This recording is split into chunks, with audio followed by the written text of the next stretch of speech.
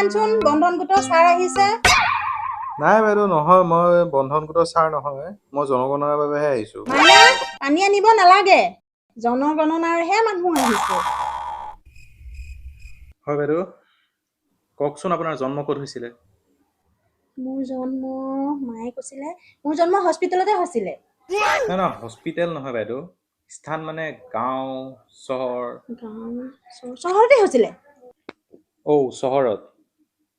আপোনালোক তাৰমানে চহৰৰ পৰা গাঁৱলৈ শ্বিফ্ট হৈছে নহয় নহয় কোনে ক'লে আমি চহৰৰ পৰা গাঁৱলৈ চিভ হৈ আহিছো বুলি আমি জন্মৰ পৰা গাঁৱতেই আছো কিয় আপুনি দেখোন ক'লে এতিয়া আপুনি চহৰত জন্ম হৈছে বুলি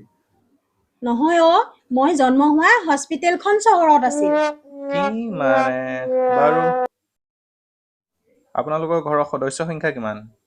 আমাৰ ঘৰৰ সদস্য সংখ্যা 7 জন বাৰু 7 জন নহয় নহয় ৰ'বা আমাৰ ঘৰৰ সদস্য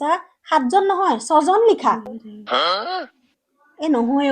আমাৰ ঘৰত মানুহ 7 জনেই অহা মাহত মোৰ ছোৱালীজনী বিয়া হৈ যাব নহয় তেতিয়া আমি 6 জনহে হ'ম গতিকে 6 জনেই লিখা বাৰু 6 জন নহয় নহয় ৰ'বা 7টাই লিখা কি আকৌ কি হ'ল আচলতে মোৰ ছোৱালীজনী এমাহৰ পিছতে ল'ৰাটোৰ বিয়া পাতিছো নহয় আমি আকৌ 7 জন হ'মেই নহয় 7 জন লিখা 7 জন কি পাগল এনেকে জনগণনা কৰিব পাৰে নেকি এবাৰ ক'লে বুজি নাপায় নেকি